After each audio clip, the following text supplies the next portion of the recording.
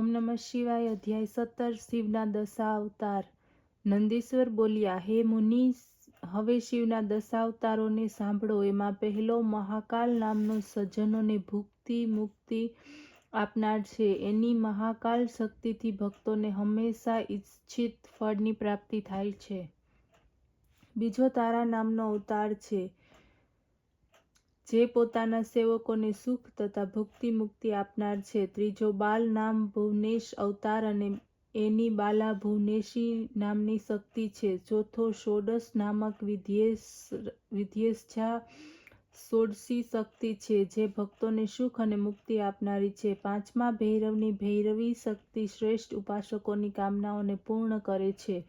છઠ્ઠી છીન મસ્તકા ગિરિજા નામની શક્તિ છે, ભક્તોના મનોરથને પૂર્ણ કરે છે. સાતમી ધૂમ્રવાન નામનો શંભુનો અવતાર, જેની ધૂમાવતી શક્તિ છે, જે સજ્જન ઉપાસકોને ફળ આપનારી છે. આઠમી બગલામુખી નામની શક્તિનો શિવનો અવતાર જ કહેવામાં આવે છે, જે મહા આનંદદાયિની છે. નવમો માતંગ નામનો શિવનો અવતાર થયો છે, જેની કમલા નામની શક્તિ ભક્તપાલક બની છે. આ શિવજીના 10 અવતાર છે. તંત્રશાસ્ત્રથી સાથે સંબંધિત છે અને તેમની શક્તિઓ અદ્ભુત મહિમાથી યુક્ત છે. આ શક્તિઓનો પ્રયોગ શત્રુના મારણ પ્રયોગમાં વિશેષ થાય છે અને દુષ્ટોને નિત્ય દંડ આપનારી તેમજ બ્રહ્મ તેજને વધારનારી છે. અધ્યાય 18. એકાદશ રુદ્રોની ઉત્પત્તિ. નંદીશ્વર બોલ્યા કે, હે મુનિ, હવે શિવના 11 અવતારોને સાંભળો, જેને સાંભળવાથી અસત્ય વગેરે દોષોથી ઉત્પન્ન બધા દુઃખદાયક થતી નથી. પૂર્વ સમયમાં જ્યારે ઇન્દ્ર અમરાવતી છોડીને ભાગી ગયો હતો, ત્યારે એમના શિવભક્ત પિતા કશ્યપે ઘણું જ ધૈર્ય બંધાવી પોતે વિશ્વેશ્વરની પૂજા કરી કાશી તરફ પ્રસ્થાન કર્યું. ત્યાં પહોંચીને તેમણે ગંગાજીમાં સ્નાન કરી વિશ્વેશ્વર મહાદેવજીનું પૂજન કર્યું અને એક શિવલિંગની સ્થાપના કરી. દેવતાઓના હિત માટે પ્રેમપૂર્વક શિવનું તપ કર્યું. જ્યારે તપ કરતા કરતા એમના ઘણા દિવસો પસાર થયા, ત્યારે ઋષિને વરદાન આપવાને માટે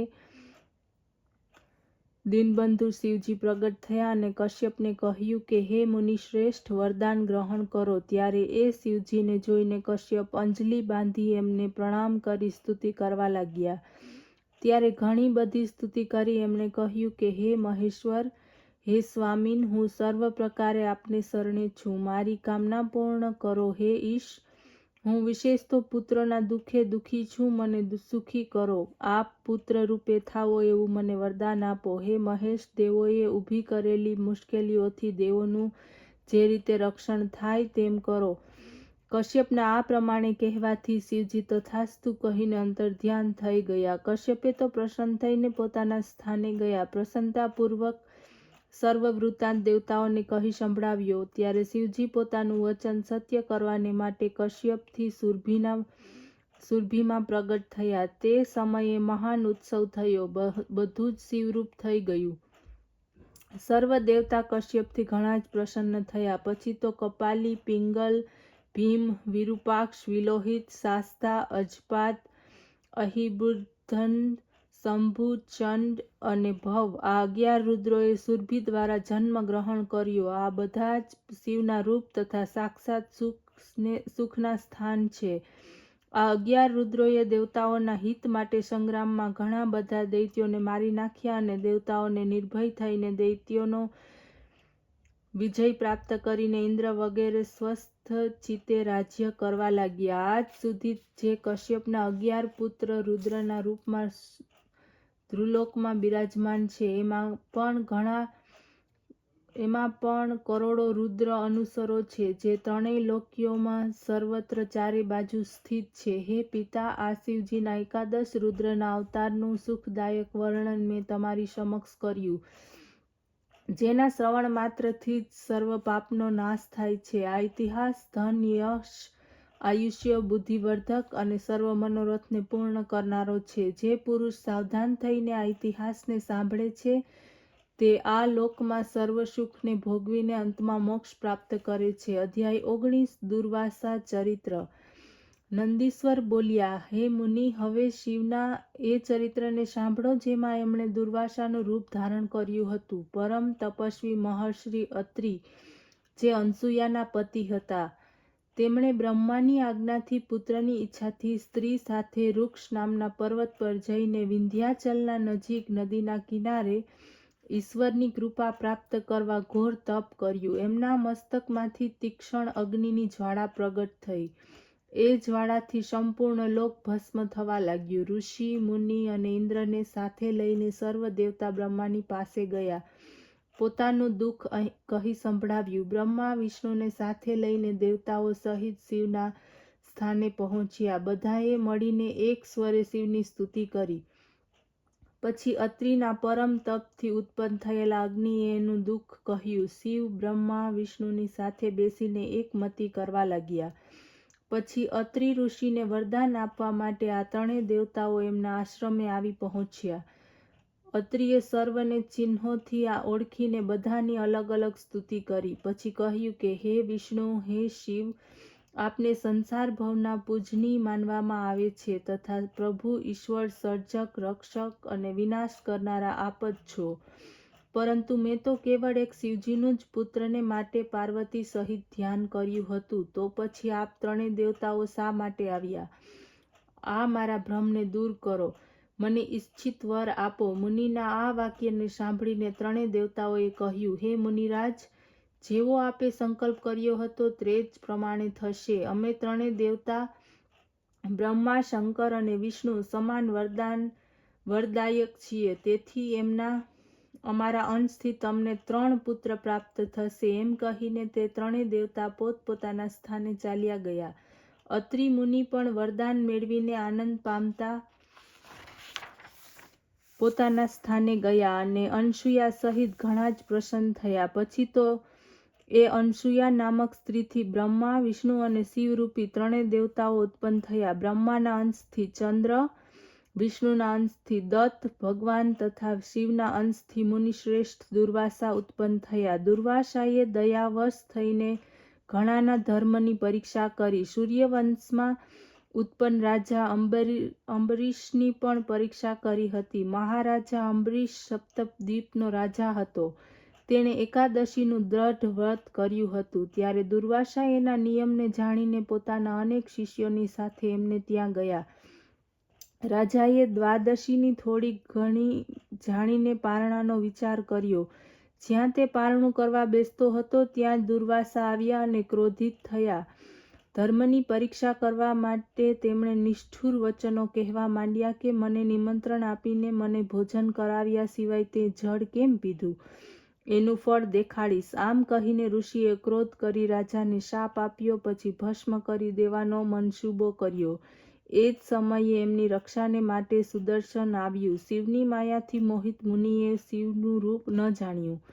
મુનિને બાળવાને માટે તે ચાલ્યું. ત્યારે આકાશવાણીને કહીને સુદર્શન શાંત થયું અને કહ્યું કે દુર્વાસા શિવરૂપ છે. સુદર્શન ચક્ર ને શિવ જ વિષ્ણુને સોંપ્યું છે. પછી તે શા માટે મારી શિવજી ઉપર આક્રમણ કરે છે? સુદર્શન શાંત થયું.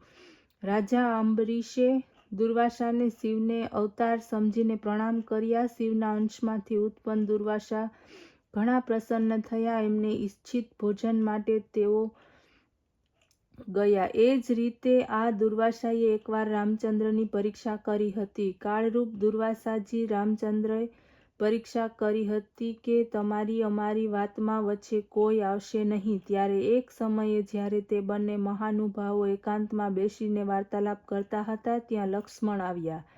રામચંદ્રે પોતાની પ્રતિજ્ઞા અનુસાર શીઘ્ર જ તેનો ત્યાગ કર્યો. રામચંદ્રના આ દ્રઢ નિયમથી દુર્વાસા પ્રસન્ન થયા અને તેમણે તેને વરદાન આપ્યું. એ જ રીતે આ મુનિશ્રેષ્ઠે શ્રીકૃષ્ણના નિયમની પણ પરીક્ષા લીધી હતી.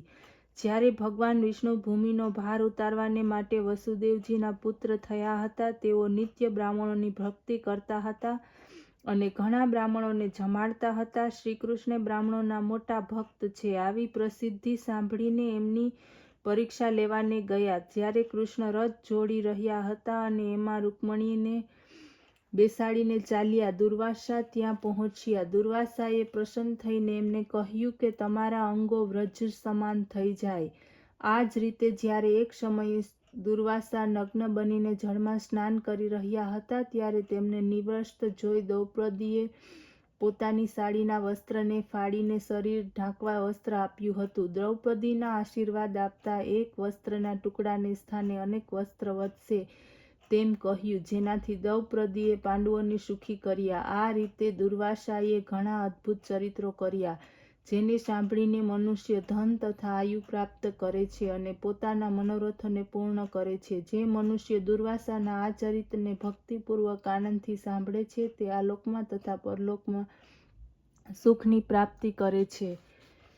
અધ્યાય 20 હનુમાન અવતાર. નંદીશ્વર બોલ્યા, હે મુનિ, હવે આગળ હનુમાનજીનું ચરિત્ર સાંભળો. આ ચરિત્રમાં શિવે રામચંદ્ર ઉપર સ્નેહપૂર્વક ઘણો જ ઉપકાર કર્યો હતો. એક સમયે જ્યારે શિવે વિષ્ણુનું પરમ મોહિની સ્વરૂપ જોયું તો લીલાવશ તે કામથી ઘણા વ્યાકુળ થયા. રામચંદ્રના કાર્યને માટે એમને વીર્યપાત થઈ ગયો. સપ્ત ઋષિઓએ પછી તે વીર્યના પતા ઉપર સ્થાપિત કર્યું. મહર્ષિઓએ પછી તે વીર્યને ગૌતમની પુત્રી અંજનીમાં કર્ણ દ્વારા રામચંદ્રના કાર્ય માટે સ્થાપન કર્યું. તેમાંથી બળવાન પરાક્રમી વાનરના શરીરવાળો હનુમાન નામક શિવ ઉત્પન્ન થયા. આ હનુમાન પોતાના બાલ્યકાળમાં જ સૂર્યને કોઈ નાનું ફળ જાણીને ખાવાને માટે દોડ્યા, પરંતુ જ્યારે દેવતાઓએ વિનંતી કરી તો સૂર્યને ચોડી દીધો. દેવતાઓ અને ઋષિઓએ તેમને વરદાન આપ્યા. હનુમાન પ્રસન્ન થયા, પોતાની માતાની પાસે ગયા, સર્વ વૃત્તાંત કહી સંભળાવ્યો. પછી યજ્ઞ સિવાય જ સૂર્ય પાસેથી સર્વ વિદ્યાઓ તે ભણ્યા. ત્યારબાદ માતાની આજ્ઞાથી સૂર્યના અંશથી ઉત્પન્ન સુગ્રીવને મળ્યા. સુગ્રીવ પોતાના મોટા ભાઈ દ્વારા પોતાની સ્ત્રીના હરણના કારણે દુઃખી હતા. ઋષ્યક પર્વત ઉપર તે રહેતા હતા. હનુમાન સુગ્રીવના પાસે રહેવા લાગ્યા, તેના મંત્રી બન્યા, સર્વ રીતે ઉપકાર અને હિતકાર બન્યા. આ તરફ પોતાની પત્ની જાનકીના હરણથી દુઃખી રામચંદ્ર પોતાના ભાઈ લક્ષ્મણની સાથે ત્યાં આવી પહોંચ્યા. એમની તેની સાથે મિત્રતા થઈ ગઈ. રામચંદ્રે ભાઈની સ્ત્રી ભોગવનાર પાપી અભિમાની વાલીને વધ કર્યો. પછી વાનેશ્વર હનુમાને વાનરોને સાથે લઈને સીતાની ખોજ કરી અને જ્યારે જાણ્યું કે જાનકી લંકામાં છે ત્યારે બીજા દ્વારા તે સમુદ્રને તરી ન શકાય તેવા સમુદ્રને ઓળંગીને લંકાપુરી ગમન કર્યું. ત્યાં જઈને તેમણે પરાક્રમ પૂર્ણ કર્યું, અદ્ભુત ચરિત્ર કર્યું. જાનકીને એમના સ્વામી રામચંદ્રના સમાચાર સંભળાવ્યા. સીતાનો શોક શીઘ્ર દૂર થયો. પછી રાવણની વાટિકાને છિન્ન ભિન્ન કરી નાખી, તે રાક્ષસોને મારી નાખી. જ્યારે રામની પાસે જવા લાગ્યા ત્યારે રાવણના દૂતોએ બ્રહ્મશાસ્ત્રથી તેમને બાંધીને તેમની પૂંછડીને વસ્ત્રો લપેટી તેને તેલવાળા કરીને તેને આગ લગાડી ઘણું જ કષ્ટ આપવાની ઈચ્છા કરી. એના પરિણામે ગુસ્સે ભરાયેલા તેમણે કૂદકા ભરીને કૌતુકભરી રીતે સંપૂર્ણ લંકાને સળગાવી દીધી. કેવળ એક જ ઘર છોડી દીધું, તે વિભીષણનું, કારણ કે તે રામભક્ત હતો. પછી સમુદ્રમાં કૂદીને પોતાની પૂંછડીને ઓલવીને શિવના અંશથી રામચંદ્રની પાસે આવ્યા. સીતાએ પોતાના મસ્તકનો જે મણિ આપ્યો હતો તે તેમને સોંપ્યો. પછી રામચંદ્રની આજ્ઞાથી વાનરો સહિત ઘણા પર્વતોને લઈ આવી સેતુબંધ કર્યો. રામચંદ્રની વિજયેચ્છાથી શિવલિંગની પ્રતિષ્ઠા કરાવી, પૂજન કર્યું. શિવની પાસેથી વિજયવર પ્રાપ્ત કરીને રામચંદ્રને લંકાને ઘેરો ઘાલ્યો. ત્યાં વીર હનુમાને ઘણા દૈત્યોને મારી નાખી રામચંદ્રની સેનાનું રક્ષણ કર્યું તથા ઘાયલ લક્ષ્મણને પોતા માટે સંજીવની ઔષધિ લાવીને તેને જીવાડ્યો. મહાદેવજીના અંશને કારણે જ હનુમાને લક્ષ્મણ સહિત રામચંદ્રને સુખ આપ્યું. બળવાન હનુમાને કુટુંબ સહિત રાવણને નષ્ટ કર્યો અને પરિશ્રમ રહિત બનીને સર્વ દેવતાઓને સુખ આપ્યું. પછી અહીં રાવણને મારી નાખી લક્ષ્મણ સહિત રામને લાવ્યા. રામચંદ્રના સર્વ કાર્યો શીઘ્રતાપૂર્વક પાર પાડ્યા. દૈત્યોનો નાશ કરવાની સાથે અનેક લીલાઓ કરી. હે પુત્ર, આ આખ્યાન ધનદાયક, યશવર્ધક, સર્વકામદાયક હનુમાન ચરિત્ર મેં તમને કહ્યું. જે માણસ આ ભક્તિપૂર્વક સાવધાન થઈને સાંભળે છે તે આ લોકમાં સર્વ મનોરથોને ભોગવીને અંતમાં મોક્ષને પ્રાપ્ત કરે છે. ઓમ નમઃ શિવાય.